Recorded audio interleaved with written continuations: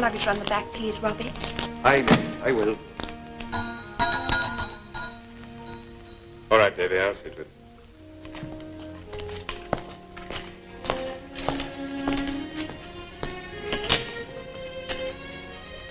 Good evening. Dr. Mitchell. I hope you're better at diagnosing an illness than you are at recognizing a face. Martha. Oh, forgive me. You weren't expected until next week. I exercised a woman's privilege. I changed my mind. Woman indeed.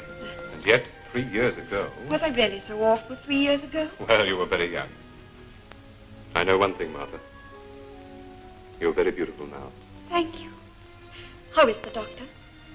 Oh, he doesn't change. Brilliant, aggressive, provocative, verbose as ever. But even he will be at a loss for words when he sees his favorite niece.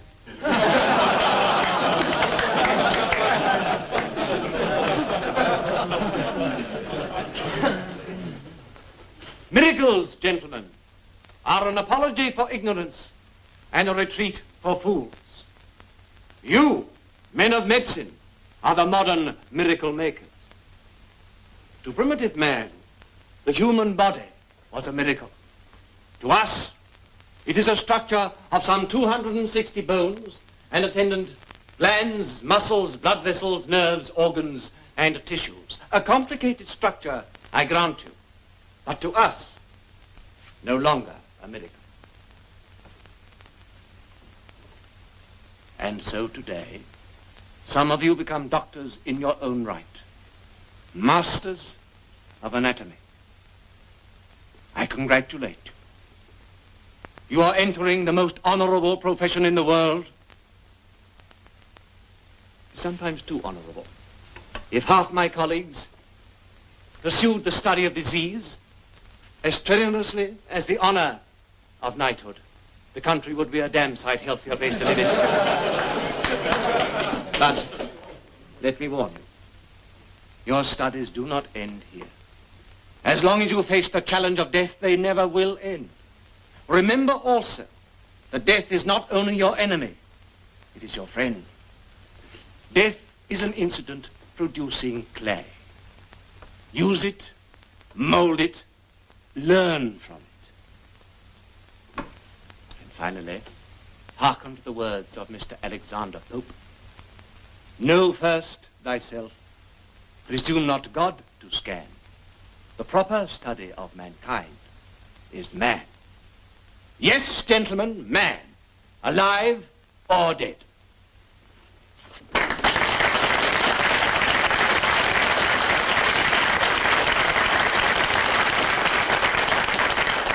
Excuse me, sir.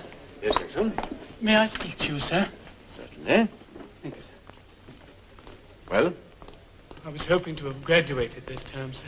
Not more than I, Mr. Jackson. You'll tell me where I failed, won't you, sir? I work harder than most. I try to please you. Please me indeed. Do you consider yourself harshly treated? No, sir. Unjustly? No, sir. I will diagnose the cause of your failure, Jackson. You are far too emotional. Emotion is a drug that dulls the intellect. You must learn to approach the science of medicine with a more clinical mind. Confine yourself to the abstract. When you are capable of doing that, then you will graduate with honors. Yes, sir. Jackson? Sir? Are you short of money? Well, sometimes it does get a bit difficult, sir, but I asked for a statement, not a soliloquy. You could assist Davy to treat the subjects. You know what to do? Yes, sir. That'll put an extra guinea a month in your pocket. Thank you, sir. That's very generous of you, sir.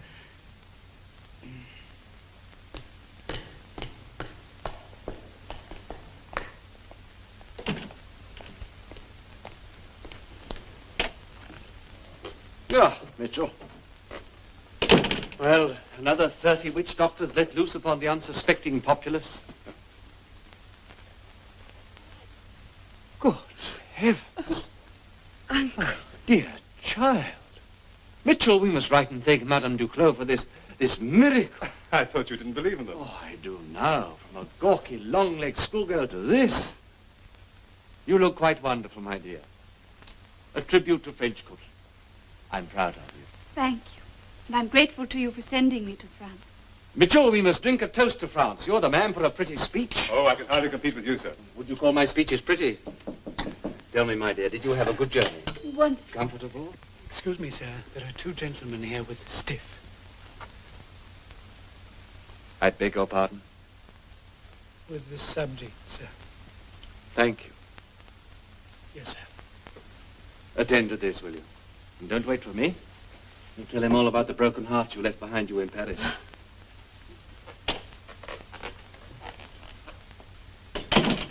Well, are you going to tell me? About the broken hearts? I trust your interest is purely academic. No. Oh, it's wonderful to be home. I hope you're not going to find Edinburgh dull after Paris. Should I? Oh, it needn't be. It can be the most romantic city in the world. Then it has secrets I'd never dreamed of. It has. And will you show me these secrets, Dr. Mitchell? Some of them.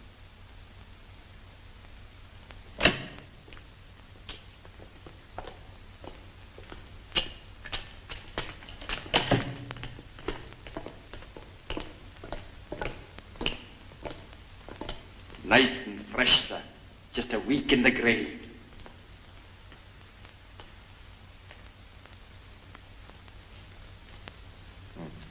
I'll give you 5 guineas. Oh, but sir. 5, I said. Well, Doctor, seeing you're such a good customer, Where will you gentlemen be celebrating tonight? well, I go to the Merry Duke, sir. Take this on account then. Jackson? Jackson! When my housekeeper returns, you'll get her to change this. Go down to the tavern and give them the balance. David? Thank you kindly, sir.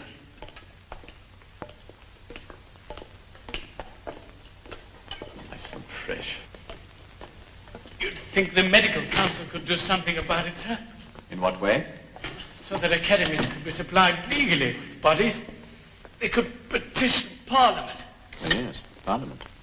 With 500 walking corpses there, you would think they could spare one. The member for Edinburgh would do nicely. Easy now, Jackson. We don't want it to fall apart in the brine. No, sir.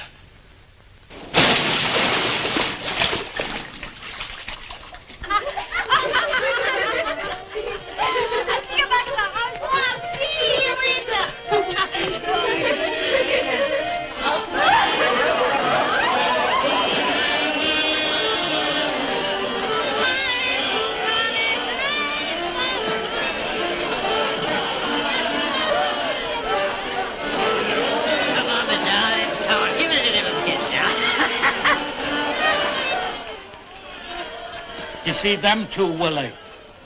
They call themselves resurrectionists. I suppose they think it adds a classy tone to the profession, eh, Willie? It's disgusting. The place is going downhill when they serve the likes of them. Still, there's money in it, Willie. Do you mean to tell me you'd be after handling a broken down old corpse that's been in the earth for weeks for the sake of money? I'm surprised on you. But the old woman keeps going on about money, Willie. Do you know what she was saying to me? Huh? She was saying I should look for work. No. Aye, it's as true as I sit here. What? And you're a landlord as well.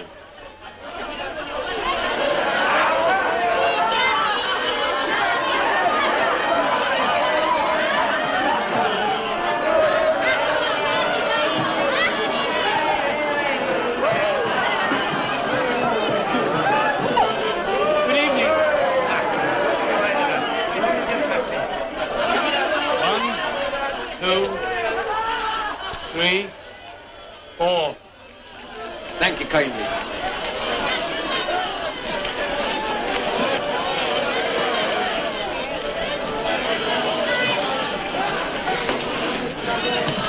Get your hands off me. They weren't dirty till the quality came I'd have no changes the day you were born in a stinking mitten. Don't let him near me, mister.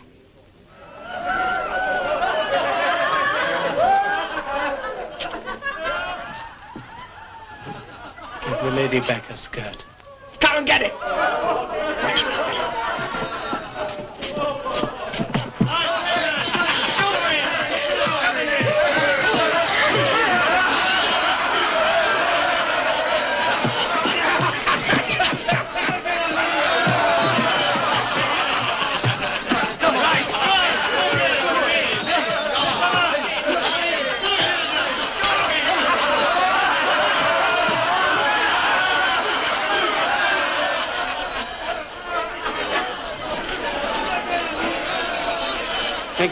Much obliged. You can stay a while. I'll buy you a drink. No, I'd better.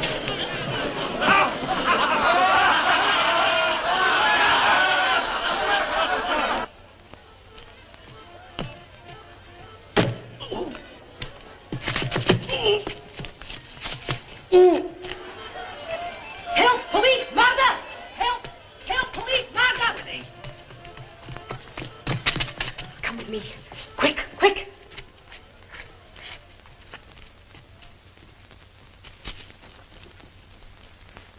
Renegade's here. Get in there, quick!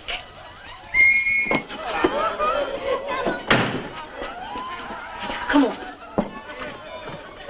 Hey, Mary! Hi, what do you want? Oh, you have to clobber them in the streets to get a fellow. Aye, well, at least I can still get them sober, dearie. Come on. Hey, come on. Hey, give me that. Come on.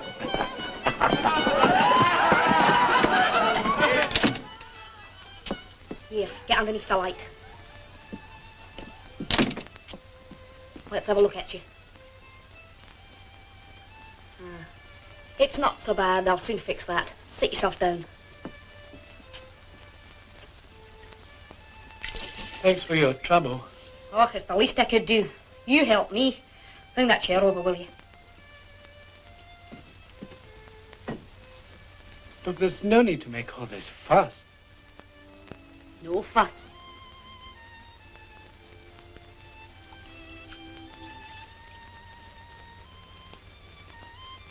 Have you been here before? No. No, I haven't. You're one of the medical students, aren't you? How did you know? Oh, we get a lot of your type in here. Them and art students. They come to study the human form. That's anatomy, isn't it? Yes, but not quite as it's studied at the academy. I could teach them more than they'll learn at college.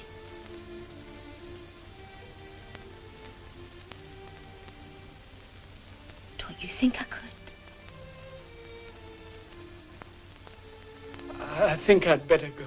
Did those villains get your purse? No, it's still here. Good. I'd better go. Don't you like me? Yes, I do. Stay a wee while. No, I...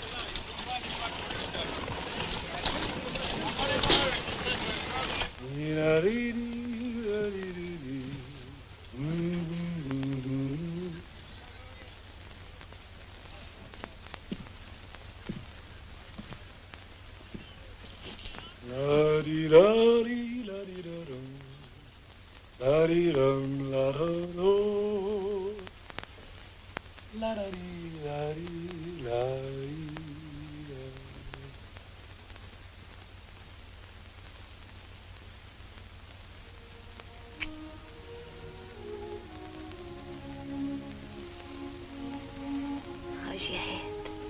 Oh, that? It's all right. When'll I see you again? Oh, I'm here. All the time. I mean, really see you. Take you out or something. Take me out. That's a good one. And what did your friends say if they saw you out with the likes of me? Don't laugh, Mary. When? Tomorrow, maybe. Tomorrow.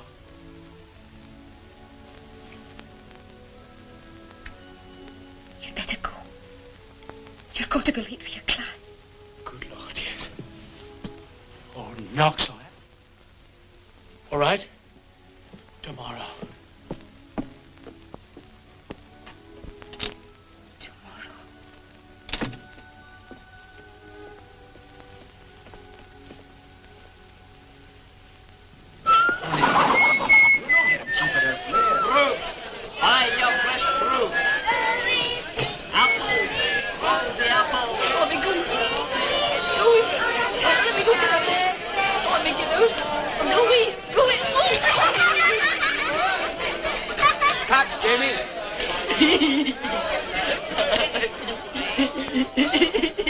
What a lovely rosy apple, Jamie. Save us your corn, Mr. Hare. Did you hear that, Willie? Save us the corn. Oh, it's a great whip the boy had. Get her the road. Jamie. There's one thing you gotta learn. It's a hard life for an Egypt.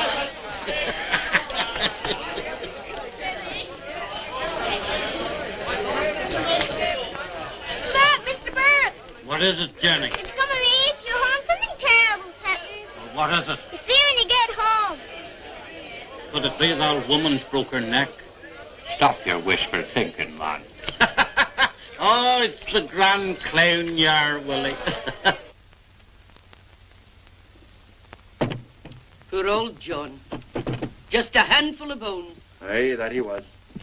Aye, it's no wonder he passed out on us. Can you hurry up and get him out now? I'll do what I can for you. Aye. It makes the place look untidy.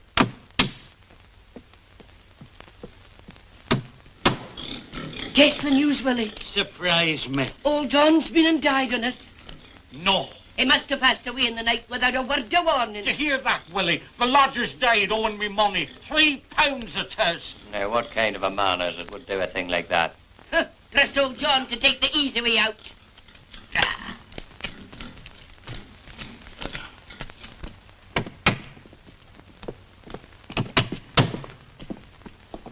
How's business? Very slack. I'm away for some help, Mrs. Burke. He'll be gone sooner than a dog can wag his tail. That'll be tomorrow. I don't know what the rest of my lodgers are going to say. Well, he's one less to worry about, the dirty old swindler. Oh, stop your moaning and go and put the bed to let sign out. What's for dinner? Kippers, I can make do with the ones we had yesterday. They're still repeating on me. if you'd earned a copper or two, you could have Finn and haddock. Oh, there's one there in the cupboard, but I think it's gone off. So's poor Johnny. You know, Burke, I was thinking. It's a shame for Johnny to be going to a pauper's grave, and him with an unpaid debt on his day in conscience. Aye.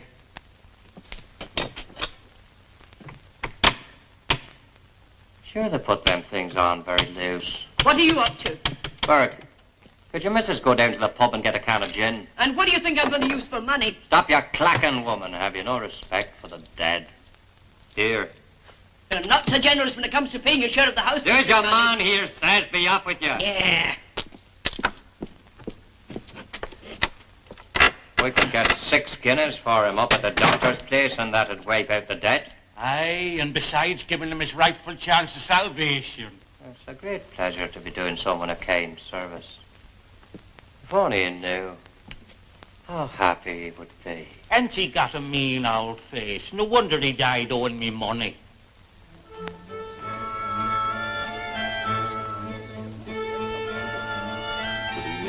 Good evening, Doctor. Out of this nettle rash danger, pluck this flower. Thank you, sir. Thank you for the flowers. I'm glad you like them. Why is he giving this party, Geoffrey? To launch you on Edinburgh society. Real reason. To collect his friends and enemies alike into one room and then insult them all indiscriminately. I tell you, gentlemen, medicine is being driven underground. The law yields to us the body of a criminal when he is caught and hanged. When? We have to wait a very long time for justice to unravel itself. Meanwhile, the resurrectionist plies a very useful trade. Oh, really, Knox? You deny it? Well, I agree you doctors need bodies for dissection. But to condone the violation of graves by these ghouls... I neither condone nor condemn. I accept. Is the feeding of worms more sacred than the pursuit of truth? I think the Reverend feels that to violate the grave is to violate the soul. I do. Oh, really? I am told that when the body is clay, the soul has already flown, one way or the other. Fortunately for the poor victims of these grave snatchers, that is true. The soul has left the body. Of course. I was wondering why I'd never come across one in my work. Now, Robert, do you deny that the soul exists? I deny nothing. I can show you the heart, my dear Reverend. Can you show me the soul? It is there. Where? Beneath the armpit, between the eyes, deep in the abdomen. The fact that you cannot see it does not prove its non-existence. After all, you can't see a thought. No, Do try having one without a brain. Oh, gentlemen, gentlemen. The trouble with Knox is he's a teacher. Oh, I'm old-fashioned. You can have too much of anatomy. For me, a surgeon needs two things. A patient disposition and a pair of strong hands. Admirable qualifications for a labourer building the Caledonian Canal. I suggest you're wasting your talents, Dr. Ferguson. I consider that an insult, sir. I complimented your strength. No, gentlemen. Elliot, is it true what I hear? They say no matter what the complaint, you have but one prescription. Cenopods. That's a libel. I know. A lawyer told me the story. You must sue him sometime. Excuse me. That man is doing the devil's work. Aye. He does it brilliantly.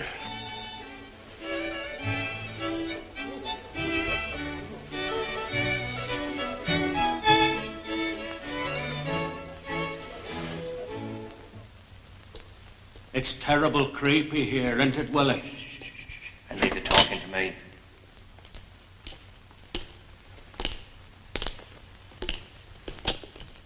Sure, he's the perfect specimen, Your Honor. Burke, stand aside so the gentleman can see our gentleman. Died only a few hours ago, Your Honor. We heard you like them fresh, sir. This one's as fresh as a new-cut cabbage.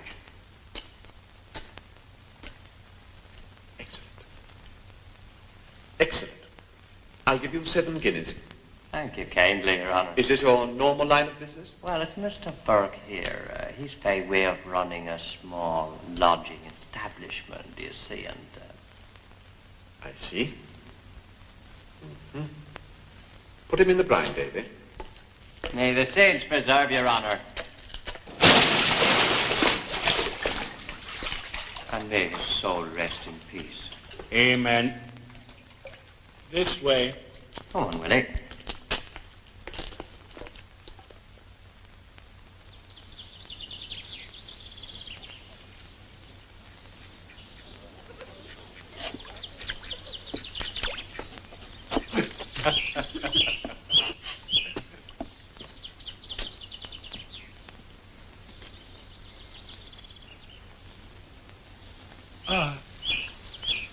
How do you do, Miss Knox? I'm well, thank you, Mr. Jackson. How do you do? Are you not going to introduce me to your friends? Yes. This is Mary Patterson. Mary, this is Miss Knox. And how'd you do? How'd you do? This is Dr. Mitchell, one of our doctors. Oh, you're one of them, are you? How'd you do? I'm very pleased to meet you. It's a lovely day. Oh, yes, yes, it is. Most unexpected for the time of the year. Oh, yeah, it's very much better than yesterday, don't you think? Is that your boat? It's a punt, Mary. It looks nice. I wish we had one, Chris. Well, why don't you borrow it for the afternoon? You'll be very welcome. Oh, what with Chris paddling? No fear. I don't fancy walking home with wet drawers. I think we'd better go, Mary. Goodbye, Miss Knox. Goodbye, Mr. Jackson. Dr. Mitchell. Come on, Mary.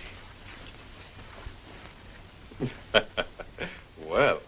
She's very pretty, isn't she? Yes, she's very pretty. I feel sorry for Jackson. Oh? Why? Oh, he tries so hard and he always fails. Well, it's not from lack of encouragement. The doctor's been very patient with him. He's been giving him extra coaching. But I'm afraid his mind's not on his work. Come to that, neither is mine.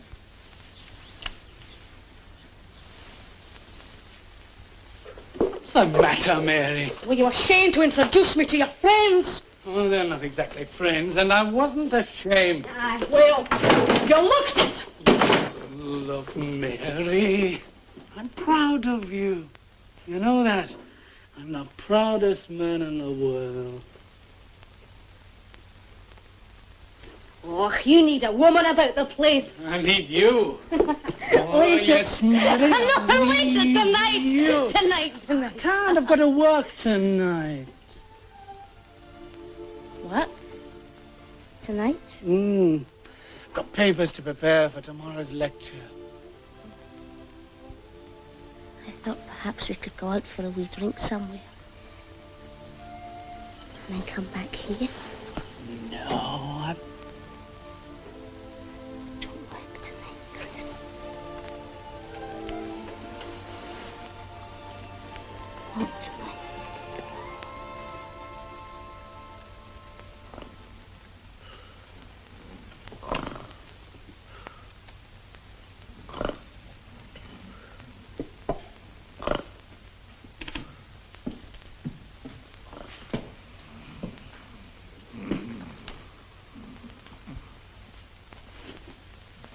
on, Burke. Burke, wake up, Burke. Sit up straight, man. The money's gone. It's all gone. Ain't not a farthing left. Well, what were you doing wasting half of it on the likes of her? Sure, Aggie is what they call a capital investment. She's a what? That's the thing the businessmen talk about. Poor old Aggie. Isn't she a sight to make her heart bleed? That's the drink has took hold of her. Come on, Aggie. Wake up, girl. You can't go sleeping here tonight. Give me a hand, Burke. What have you in mind? Well, the poor thing needs a decent bed. It's the least we can do for her. Come on, Aggie. Home with Mr. Burke here. The kindest landlord in the town. You know, Burke, there's no one here to see old Aggie go except us.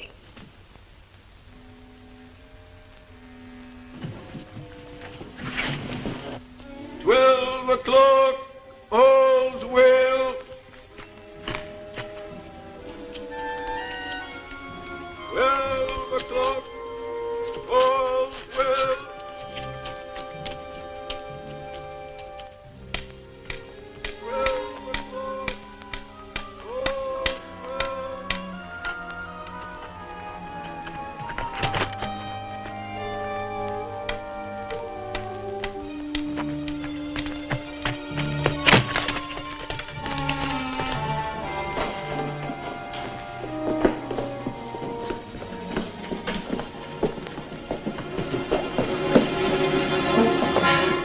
What's she doing here? Mind your business. Where am I? Oh, Aggie, you're among friends. Me and Burke here. Aggie, me dear, you're in no condition to be walking abroad now. Burke, give Aggie a drink of the whiskey. That's me, girl. I can see the bloom coming back to your cheeks, all right.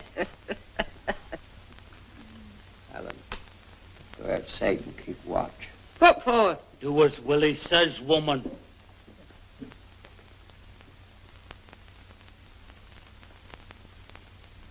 Let us know if you see anyone coming.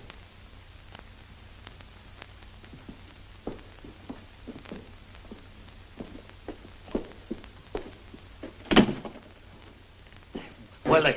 It won't take a second. Now, Burke, you wouldn't want to be turning old Aggie out. Her feeling so weary. What are you up to, eh? What? Now, Aggie, you're not thinking our intentions are dishonorable. You're old enough to be my own mother. Rest her soul. You're a couple of kind-hearted boys. There's no many as kind to the old folk these days. No. Oh, I'm awful sleepy.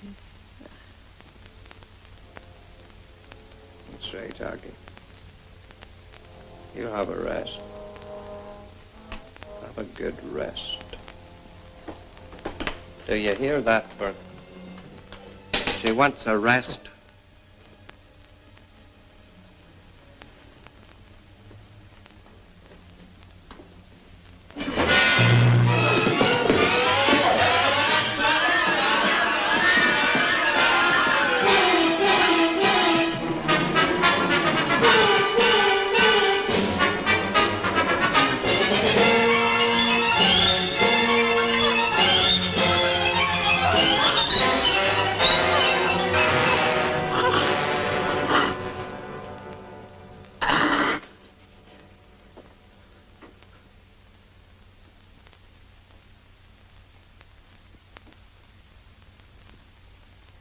Hardly a whisper.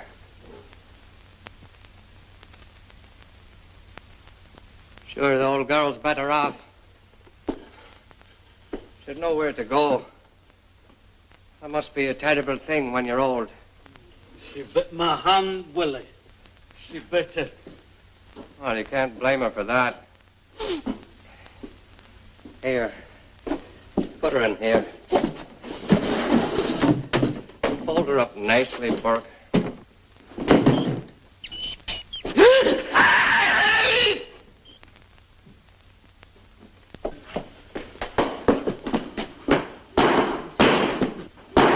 Filthy thing. a filthy, rotten thing.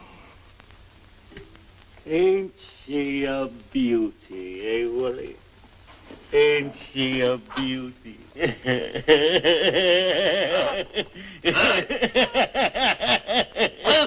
6, 7, 8. You say you found her dead drunk in the street. But fresh as a herring, Your Honor. And already pickled, as you might say. I prefer the subjects to be pickled externally. This one is liable to explode. However, her heart, I suppose. You're a great man to be doing business with, Doctor. Do you take the snuff? Would you be wanting a more or less regular supply of poor unfortunates like Aggie? There's always a big demand for subjects here. Isn't there hundreds just like her in this old town? Nowhere to sleep and with the freezing cold. It's a wonder the whole place isn't littered with corpses. Good night, Doctor. Aye, good night to you, Doctor. Probably the best thing for her, eh, Davy? Aye. She was a fair age, sir. She'll serve a more useful purpose now than she did in life. See to her in the morning, will you? Aye, sir. And do you know what? A man could become a millionaire at this game. Do you think so, Willie? Aren't I telling you? And you know, it gives a man pride, respect of himself to be doing a good job. Just think of it, Willie. Burke and Hare, members of the great medical profession. I draw your attention to the protuberance of the frontal lobe. This gentleman might have been a useful citizen, but he was hanged some 20 years ago for murdering his entire family. Mr. Jackson? Mr. Jackson? Yes, sir. Will you be kind enough to step onto the platform? Yes, sir. Now, sir, will you please explain to us how modern surgery might have saved this man from the gallows? Yes, sir. First... Use the pointer, Mr. Jackson. We are waiting. Yes, sir. First... Please don't mumble, sir, and turn your head so the class can hear you. First, by removing the protuberance on the frontal lobe... Removing it? What are you proposing to do, scalp him? Out! I'm sorry, sir. You cannot enlighten us? No, sir. Were you not given a thesis to prepare on this subject, Mr. Jackson? Yes, sir, but you see... That will be all. Mr. Smedley? Proceed, Mrs. Smedley. Modern surgery could have lifted part of the lobe, approximately 1/8 of an inch, so that the pressure would be taken off the brain. Very good. Continue, please.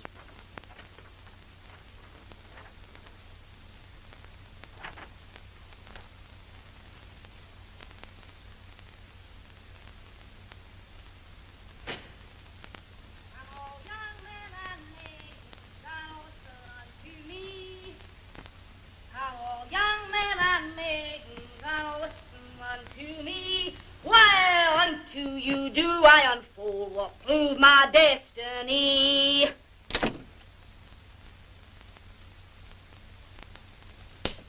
What you looking at me like that for? I was just looking.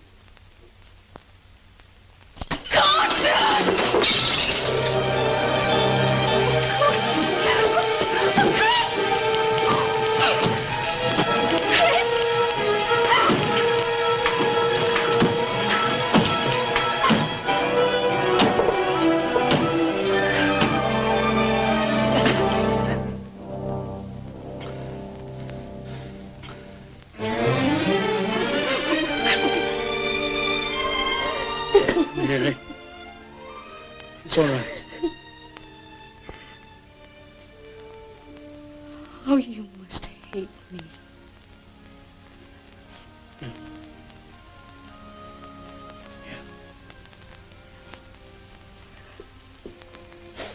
Where did you go?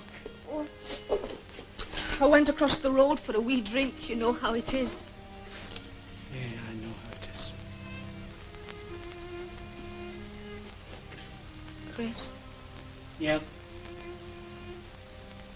You know you asked me to think about it. About marrying me. Well? No, Chris. Couldn't I make you happy, Mary? You see the way I am. Half of me wants to be with you and the other half keeps tugging the other way. I'm not a good girl for you, Chris. I never was. I need to go out and laugh and have fun and maybe have a drink too much, you know? I don't want to make you miserable. Look, Mary, I know it's dull for you sitting about here, but I've got exams to pass. I'm going to be a doctor.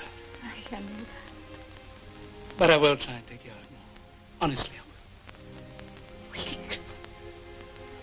You promise me one thing, Mary. What? Stay away from that house.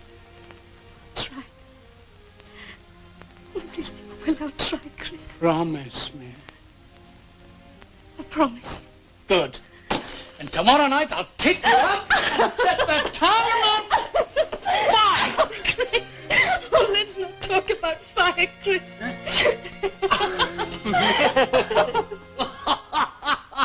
Oh, it's the real aristocrat here, Willie. That's the finest whiskey I ever seen in my life.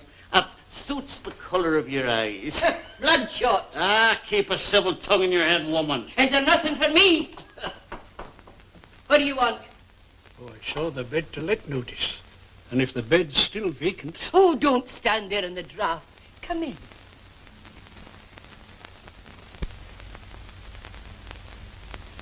Don't worry. You're with friends. It's more than welcome you are, and that's for truth, eh, Burke? Aye, that's the truth. As welcome as a golden guinea. Hey, would you like a bite of something to sup? Helen, my darling, don't just stand there. Go and get the gentleman a plate of something. Oh, you're very kind. I'm a poor man, but I won't be any bother. Oh, sure, you'll be no bother at all.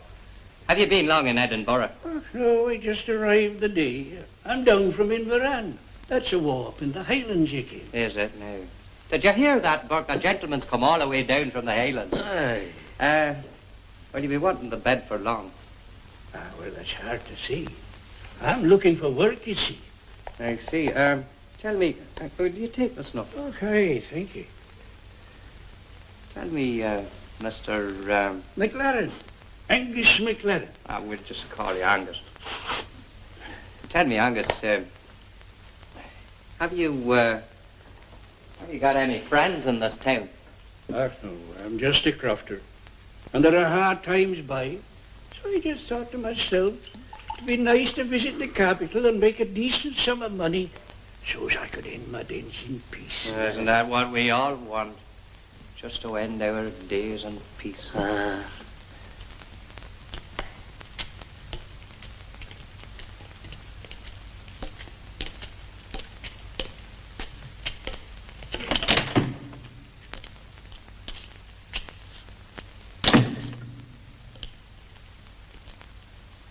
You've done business with us before, I gather.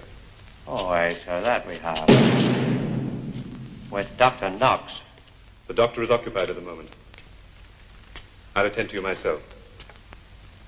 I'm Dr. Mitchell. Well, open the box. Aye, sir.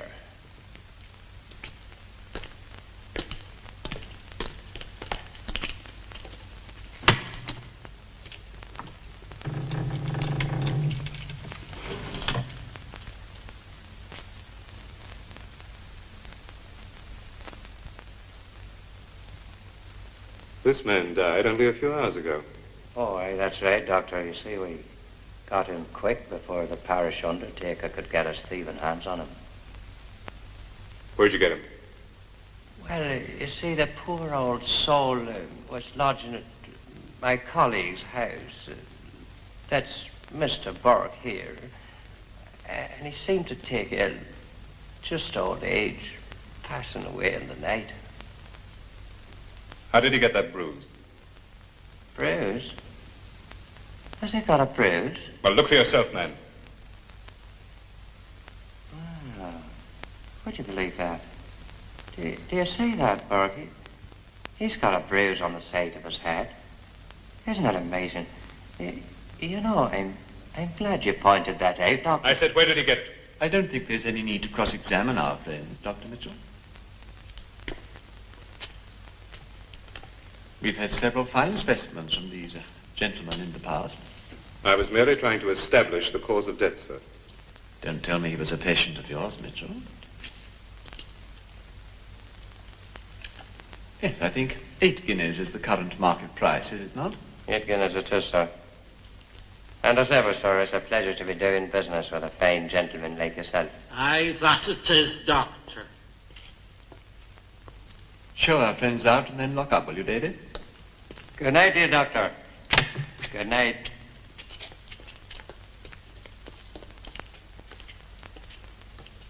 Dr. Knox. Dr. Mitchell. Are you satisfied that subject died a natural death? Why do you ask? Those 2 men. What do you know about them, sir? I know nothing and care less. And you'll continue to accept subjects from them without question?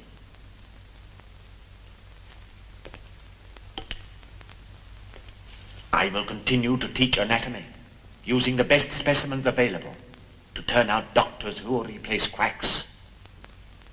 Is there anything else? No, sir. Then good night, Mitchell.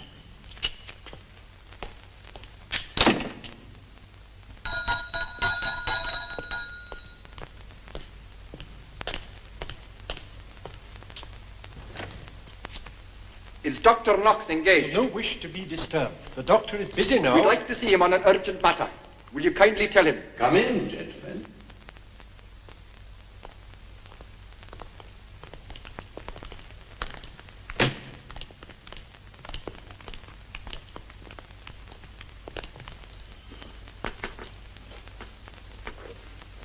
This is a great honor. 4 of Edinburgh's leading surgeons. Dear me. I hope you still consider it an honor when you've heard the purpose of our visit. Nothing could change my opinion of you, gentlemen. Proceed. An article by Dr. Knox. Page 13, but pray don't trouble to find the place, Dr. Elliot. I have an excellent memory. A few months ago, a man came to the Edinburgh infirmary with an aneurysm connected with one of the larger arteries of the neck. Notwithstanding its obvious characteristics, even to the merest beginner, that it was an aneurysm, a certain distinguished surgeon pronounced it to be an abscess. Accordingly, this celebrity, who was once an amateur member of the ring, and who prides himself, among other things, upon the strength of his hands and arms, without pretension to head, plunged his knife into what he believed to be an abscess, and the patient died in a few seconds. Oh, the damned effrontery! How dare you? Dare? Is that a challenge? Why didn't you name the surgeon?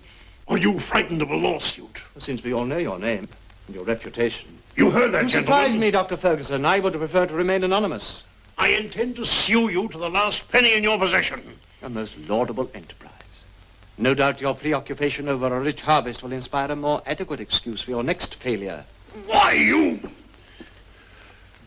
Why didn't you let him strike me? Or were you thinking he would have provided a more potent weapon in the law courts than a mere wrangle over an undisputed fact?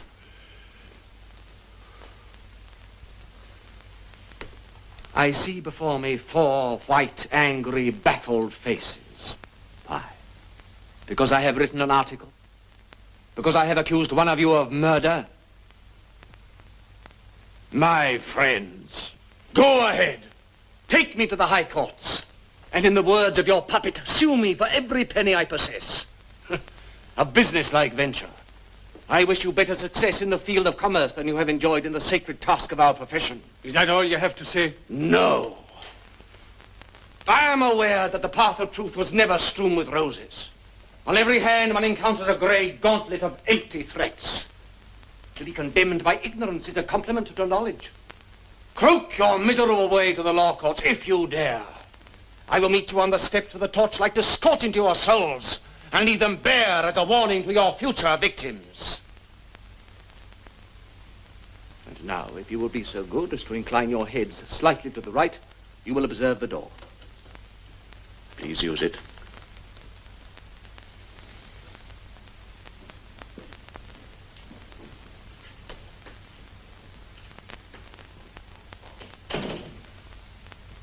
Why do you deliberately insult them. Are you criticizing me? No, not criticizing. I wouldn't be so presumptuous. But I'm warning you. Those doctors will harm you if they can. How can they harm me? By making capital out of the merest whisper of gossip. Such as? An association with men like Burke and Hare. And who will listen to them? Am I to be as scared of expressing the truth as they are at hearing it? I tell you, Mitchell, it will take more than a handful of quacks to shake me. I am producing surgeons who will fight for humanity, not destroy it. And in the process of doing that, nothing will stand in my way. The individual is not important.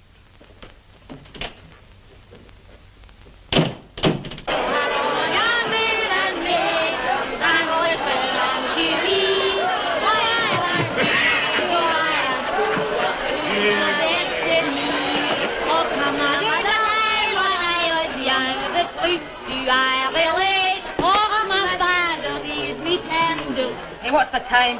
What's it matter? Oh, I said I'd be home to meet Chris. Chris. Goodness. Hello, Jamie. Hello, Maggie. I got a new wee rhyme for you. What? You stop your fidgeting me now. Come on, what's your line? What's your line, Jamie? It goes like this. There are creepers and crawlers and six-legged bogies and things that go bump in the neck. Oh, that's very good, Jamie. Isn't that good? Aye, it's good. I'll give you a pen, huh? If you can remember the rest of it. Oh, come on. Let's go over to the house, Mary. Come on, there'll be free drinks over there. Oh, come on. Good night, good night. Another time. Cheers.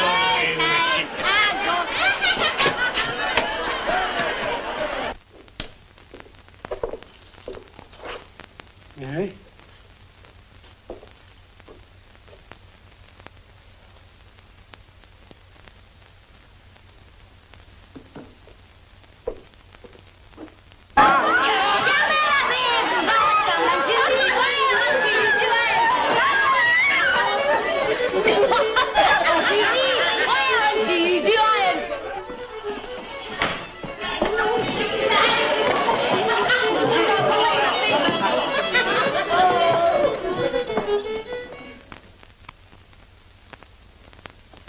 Get your coat, Mary.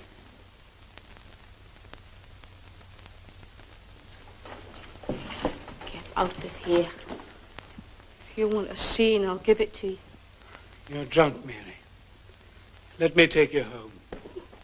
Well, let me take you home. How do you hear that? Let me take you home, he said. Thought if you were half a man, you'd drag me out of here by the roots of my hair. But you just tried and I'll kill you. Go home yourself, Chris Jackson, and scratch your wire with your pen like a good boy so the doctor will be pleased with you in the morning. And don't keep a light burning for me, because I'll no be back. I'm not going to be bored anymore by your mealy-mouthed talk.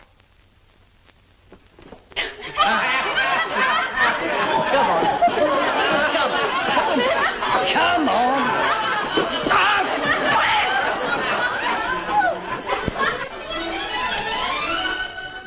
Chris!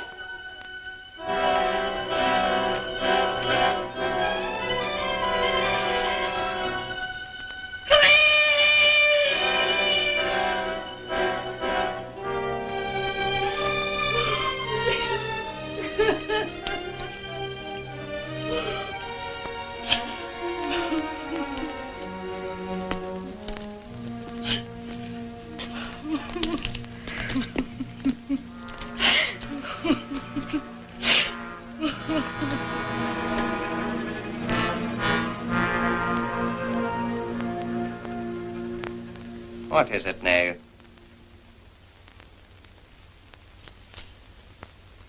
Nothing. Give me a drink. Of course, me darling.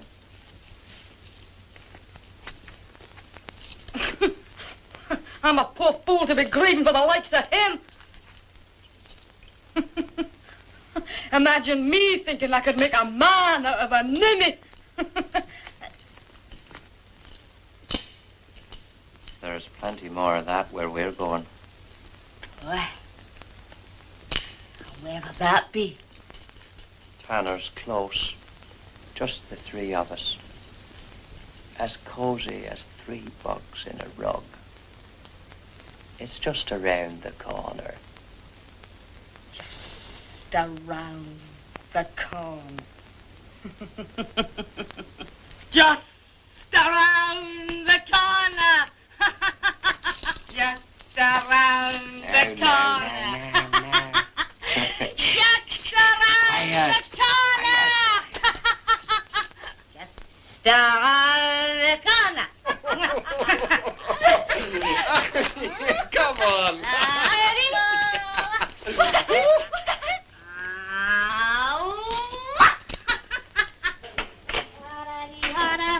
Mother, make my bed sing.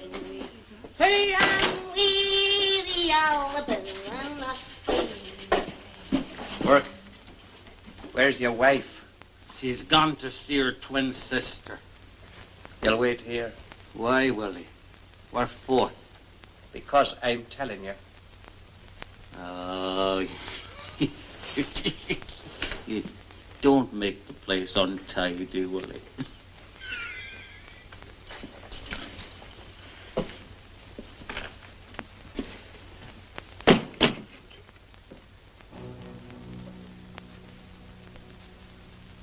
We're together, Mary.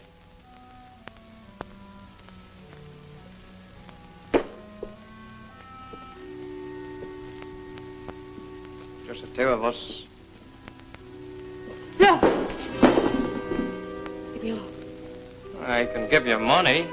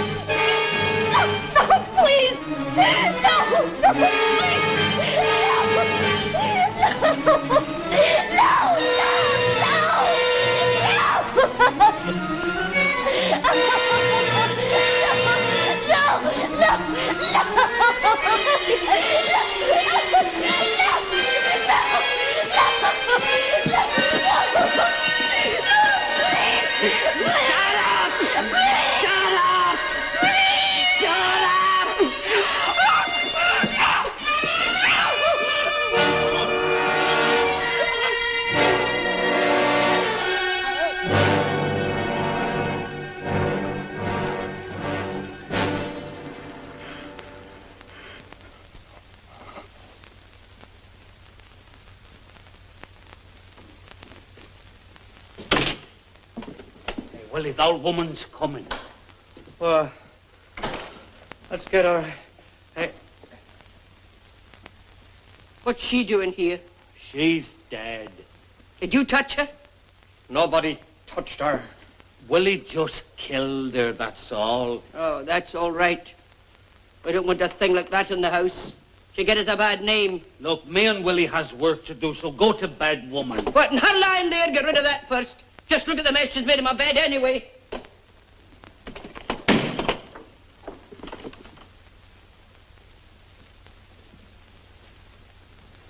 She looks lovely, Willie.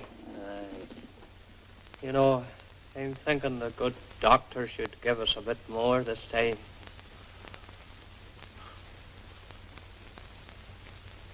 But death is not only your enemy, it is your friend. Death is an incident producing clay. Oh, you're at work early, Mr. Jackson. Yes, Davy. This one's the best we've had so far. The doctor wants some drawings taken before we put her in the brine. Mold it. Learn.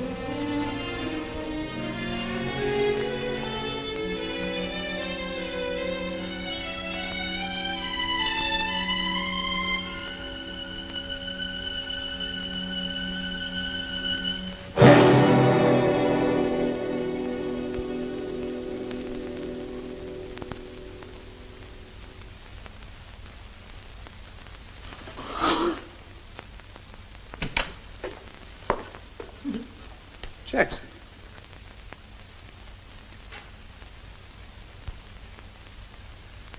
Well, what is it, man? Now, what's the matter with you? Jackson!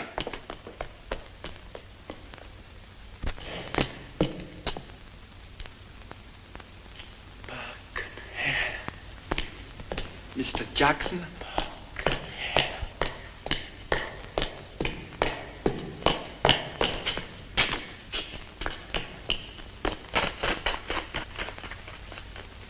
What is the matter with Jackson? Aye, he was acting very strange. I can tell you why. Well? Burke and Hare have just brought in the body of a woman named Mary Patterson. She was Jackson's girl.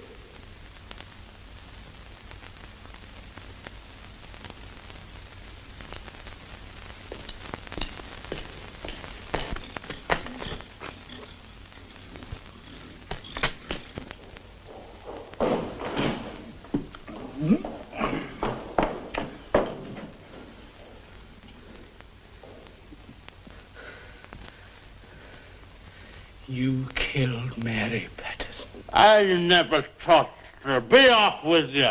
You killed her. Now get back to where you come from. You killed her. You and your cutthroat friends. You killed my Mary. I took her to Dr. Knox. You killed...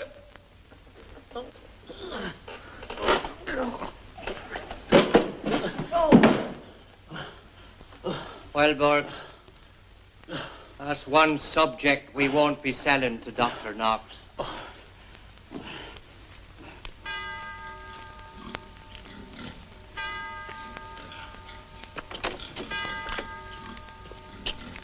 Good night, Mr. Hare. Good night to you, sir.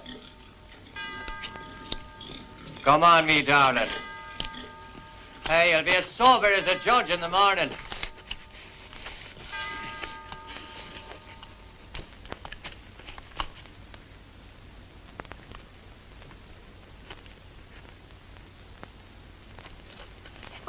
What's the matter with you, Frank? It's fine. We'll see you later, Jamie. Oh, I may as well come along with you. Can I give you a hand? He doesn't look very It's well. all right. He's had too much to drink, that's all. I wish I could say the same for Miss Whale. Well, here. Mr. Hare, you've given me a golden guinea.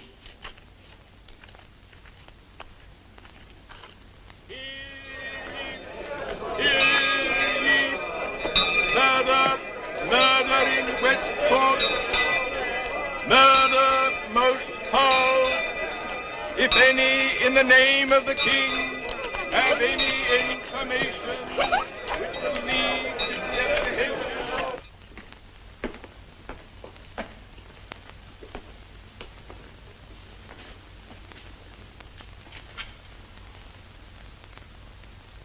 Christopher Jackson. Are you quite sure, sir? Quite. You say he was stabbed? Yes, sir. He was found in an alleyway early this morning. Do you know of any reason why somebody should want to kill him? None. He was a quiet lad, hard-working. I don't know about his personal life. Do you, Dr. Mitchell? I can't think why anybody should want to kill him. Well, thank you, gentlemen. I don't think I need detain you any longer. Thank you, Inspector.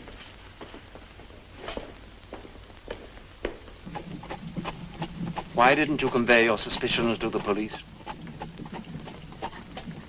Did you want me to? And why not? You know what I fear, sir. An opportunity for your enemies to destroy you.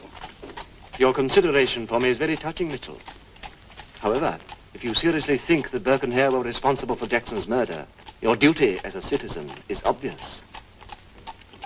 Or if you really consider that the life of a street woman is more important than the advance of surgery, then stand in the market square and scream murder to the mob. I was thinking only of Jackson, sir.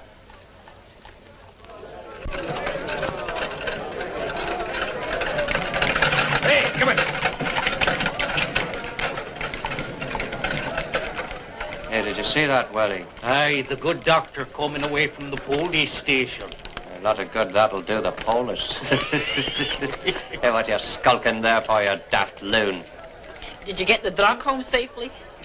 Hey, we got him home safely, Jamie. I was just asking. You see, I've done a terrible sin. Wicked. Did you know? I found a man in the alleyway. He was dead. And what was the wicked thing you did then, Jamie? I stole a ring off his finger. And then, you know, I went to confession. And the priest said I should take it to the police. Now, what do you think about that? And did you take it to the police, Jamie? Not yet. You didn't, eh? Well, it's a wise boy you are, Jamie. Wise? Here, have you got it on you now, huh? No. Hey, and if you take my advice, you'll sell it. You see, the police might get to thinking that it was you that killed the man. Now, me and Mr. Burke here, we may be interested in buying it from you, seeing as we're in the trading business. Would you really? Wouldn't we, Willie? Aye, we would. So you run along and get it, Jamie. Shall I bring it here? No, bring it to the house tonight. Then we could have a wee drink just to celebrate the transaction. There's no time like the night for talking business. Well, what do you think, Willie? I don't think he's half so daft as we thought he was. Jamie! Hello, Maggie. I've been searching everywhere for Mary. Have you not seen her? No, Maggie. I haven't seen Mary for nigh on 2 days now. I'm worried about her. Worried? You were talking to Hare just now. Oh, I was... Oh, it's a secret, Maggie.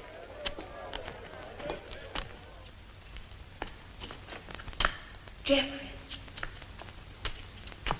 I have a confession to make. Oh? Today I overheard some of the students discussing the doctor. They were saying terrible things, Geoffrey. They were saying that the doctor isn't particular how or where he procures bodies for dissection. This isn't true, is it, Geoffrey? Geoffrey, this isn't true. No, Mother. No.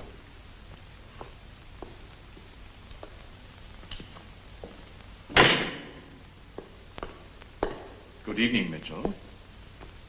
Can we discuss tomorrow's lecture? And I trust you received my notes. Yes, sir.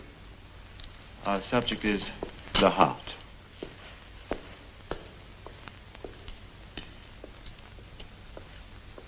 Don't worry.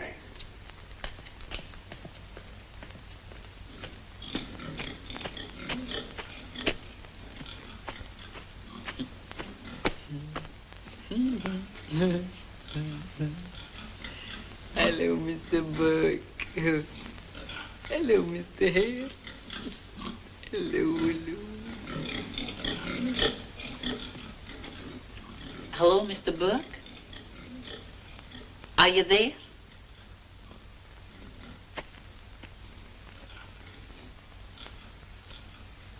Hello, Mr. Burke. Are you there? Mr. Hare? It's me, Jamie.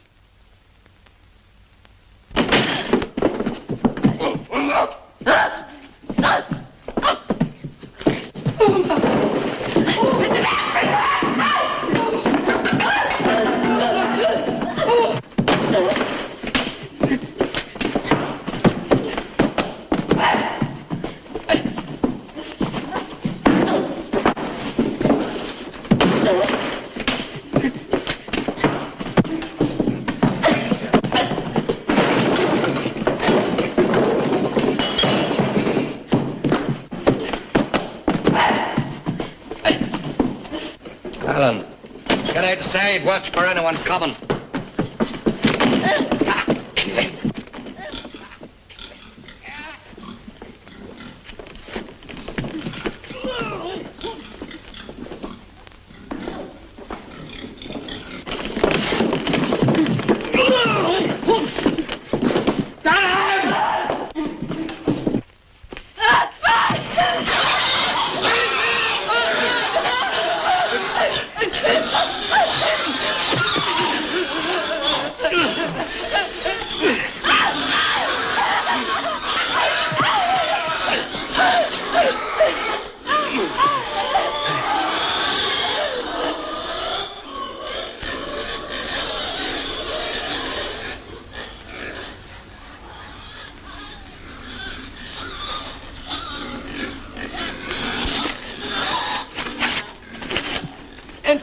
Willie.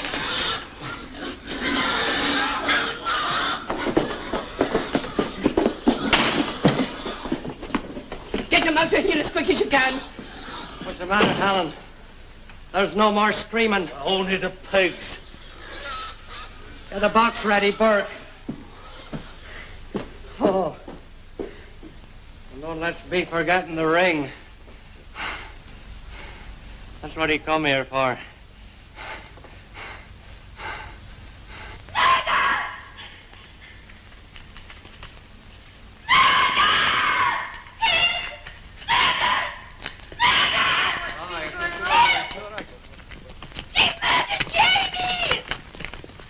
Who murdered Jamie? Who? It was Burke and Hare. I've seen them. I've seen them. What's it say there? But I tell you, it was murder, and I saw it happen with my own eyes. Now, just a minute, And it lady. was pointed out, Jamie, those wicked cutthroats, Burke and Hare were murdering. Will you calm yourself, lady? I can't make an accusation of murder against somebody without some proof of the fact. Well, you come to the house, you might find the evidence you're wanting. What's happened to Jamie, Inspector? No, it's not right. I don't like this at all. No. Avoid your aims. There's no call to be greeting yet.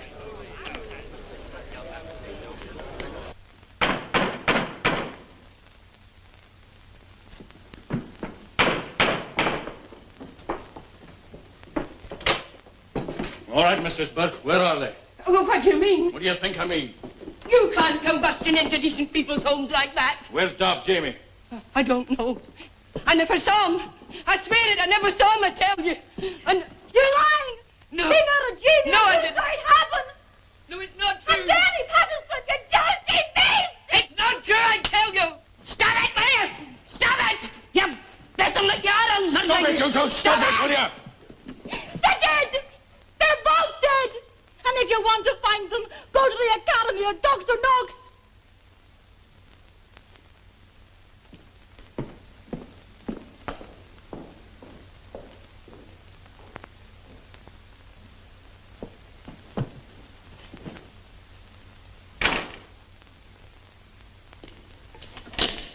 Dr. Knox, in a few minutes, Burke and Hare will bring you another subject. I beg of you not to receive it. And why not? Because the police know it was murdered.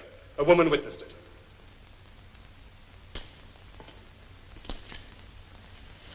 Is this what you mean? Yes. Was this young man well known? Everybody knew Daft Jamie. And the woman screamed murder. Yet our friends Burke and Hare were not unduly perturbed when they brought him here. Because they know you have more to lose than they. They're relying on you to cover their traces. Are you accusing me of collusion with them? Dr. Knox, I don't know what to believe any longer. But I beg of you, for your own sake, dispose of the body before... You were saying? It's too late. Open the door, Davy. My conscience is answerable only to me, Dr. Mitchell. Nothing is too late. I'm sorry to disturb you, Doctor, but I've received some information from this woman. I have already been informed, Inspector.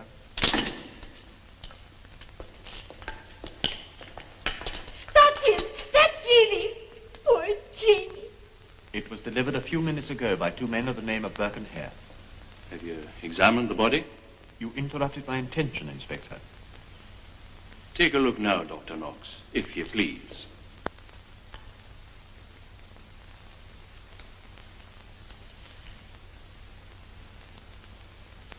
Could you state the cause of death? Violence. Without any doubt.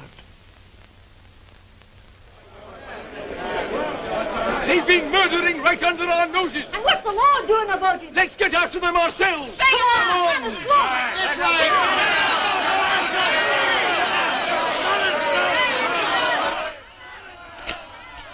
Willie, they're after you. They're coming towards the house. They're coming after the pair of you. Listen. What'll we do, Willie?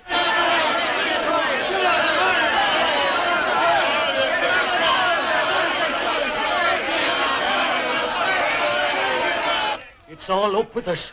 They're close by. The warehouse. We can hide there. What about me? You stay here, woman. No. They'll turn and run at the sight of your ugly face. No! Don't leave me! You coward!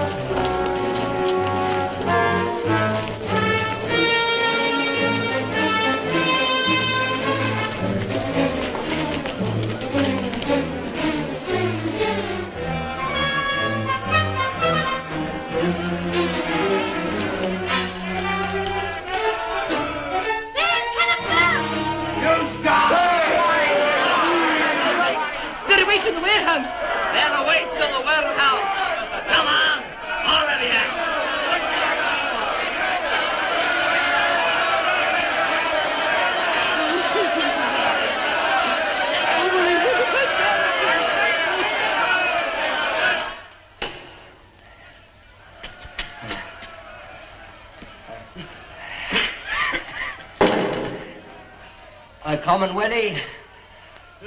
Just shows you can never trust a woman.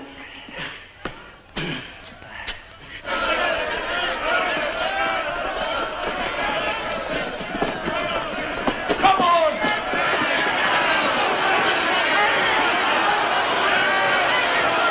Come on, Willie.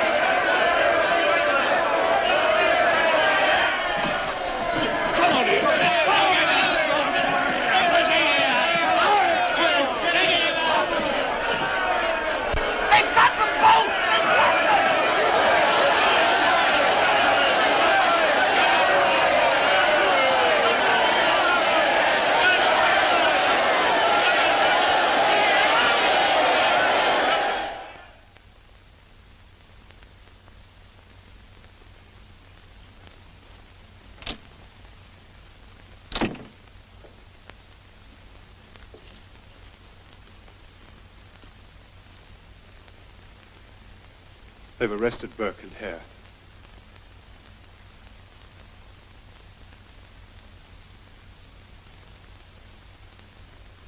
In the case of the Crown versus William Burke, call the first witness for the prosecution.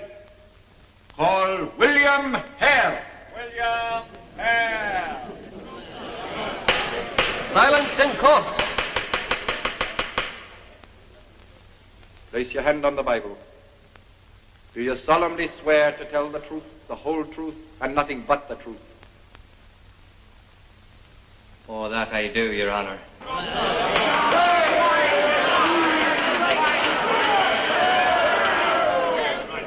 There's Town King's evidence. What is Town King's evidence? In the trial of the Crown versus William Burke, the verdict has been reached. Guilty! Dr. Knox, no charge! Dr. Knox, no charge! But why should that old scoundrel get away free as air? None of the time what was going on. There's me, one of them deserves to live. And as for Hare... They never did an honest day's work in their lives. At the very least, Knox should be put behind bars. He's as guilty as either of them. Now, if anyone else has anything to say against Knox, he'd better tell me now.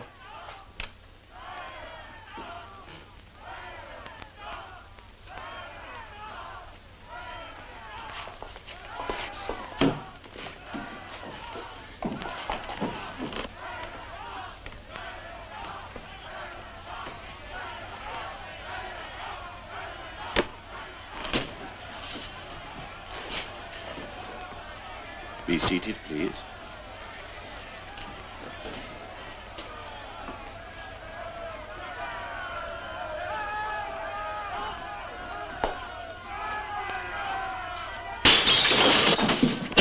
Keep your seats. The subject of this morning's lecture, gentlemen, is neurology.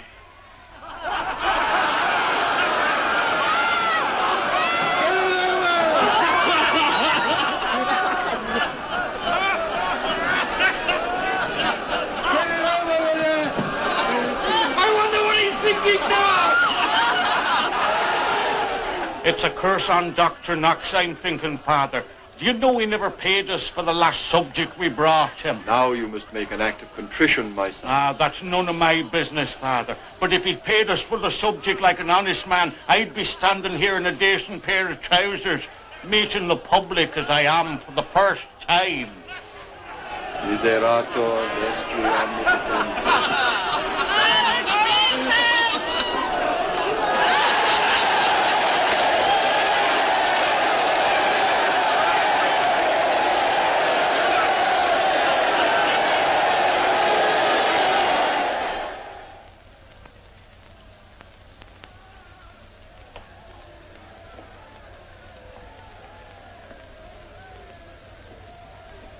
There are no charges against you, Mr. Hare. You're free to go. The mob. They'll be waiting for me. You can go out the back way. Will you send someone with me? Aye. As far as the door.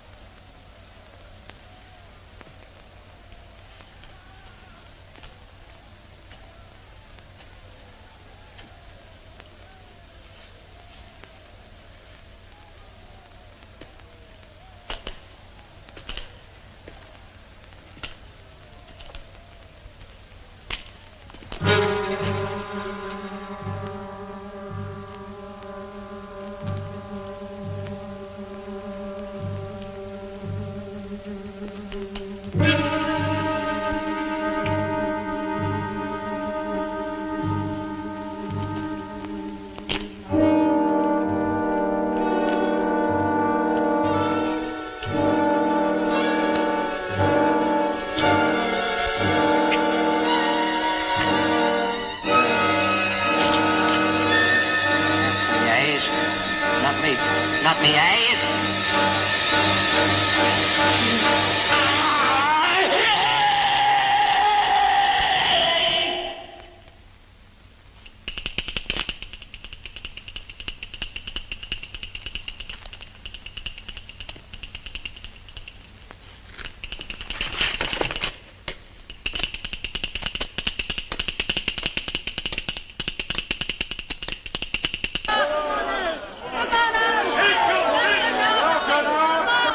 Get the coach round the back for you. It would only take a few minutes longer. To keep the medical council waiting, Davy. That would be unforgivable. Oh, I beg of you not to go out there.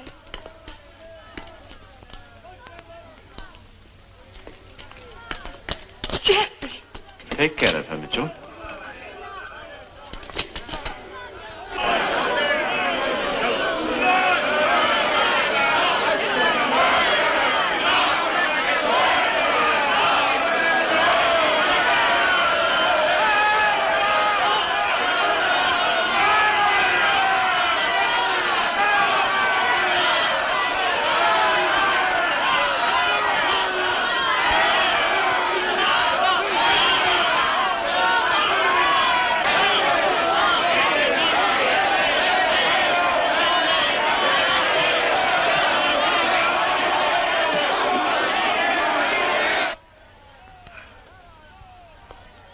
He's indestructible.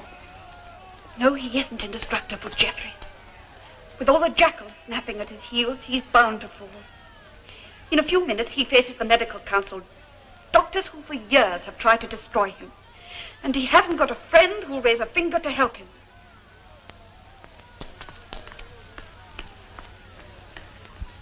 This is not a court of law, Dr. Knox. The medical council is concerned only with the honor of our profession. Have you nothing to say? Nothing. You are my judges, gentlemen. This is a heaven-sent opportunity. Make the most of it.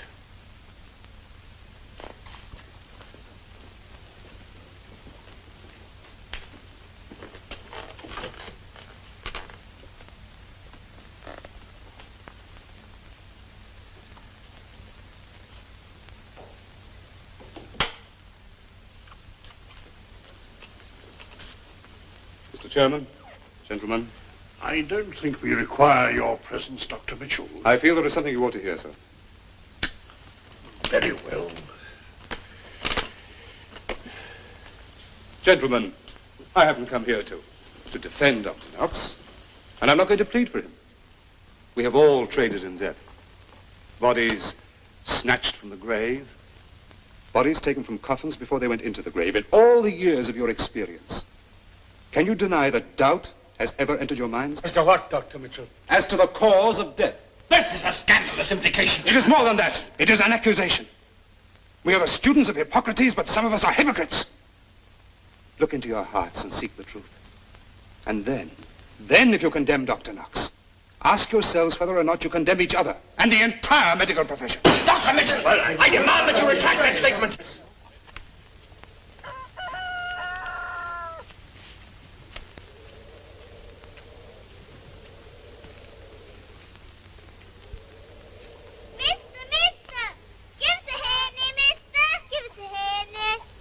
And what will you buy with it?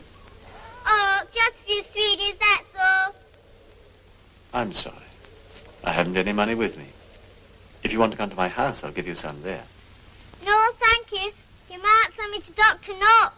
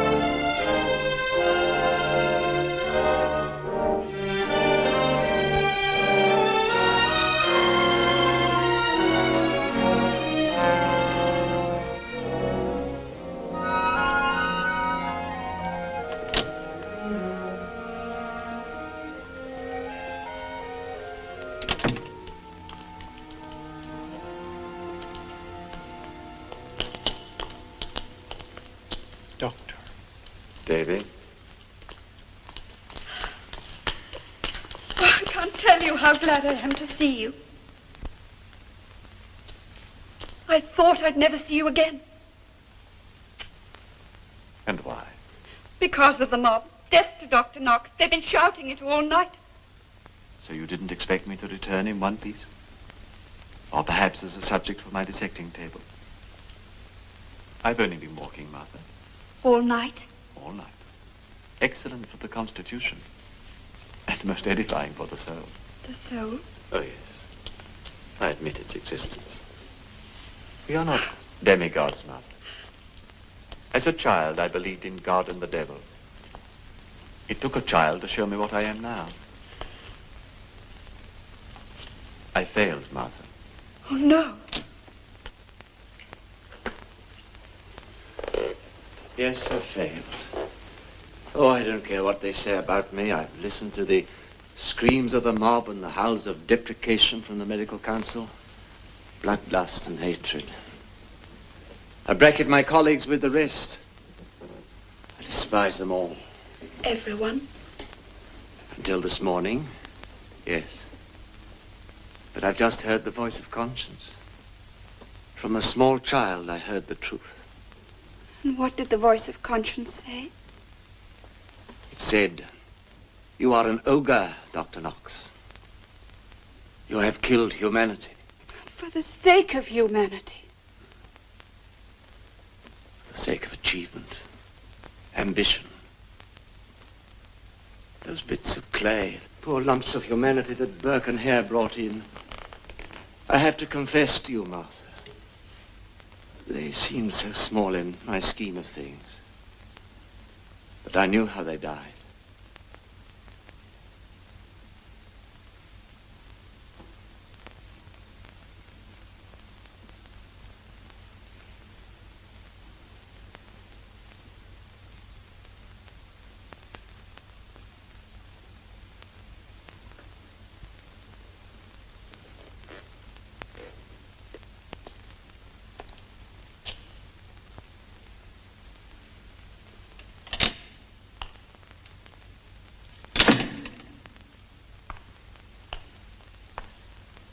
They've reached their decision. You are exonerated. So, they've decided to let the world judge me. Very courageous of them. It is time for my lecture. I have never missed a lecture, Mitchell. No, sir. It'll be quite a new experience talking to empty walls. At least, they won't criticize me.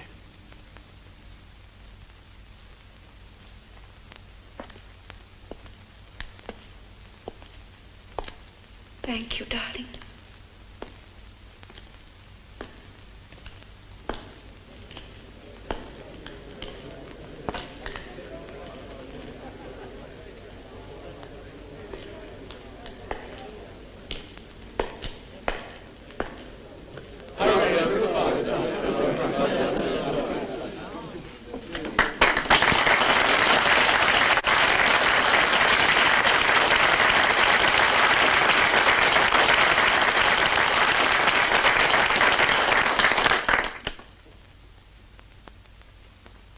Be seated, gentlemen.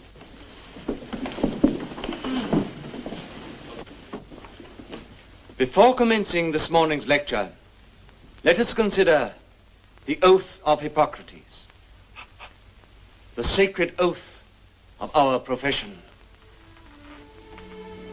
I will prescribe regimen for the good of my patients, according to my ability and my judgment, and never do harm to anyone.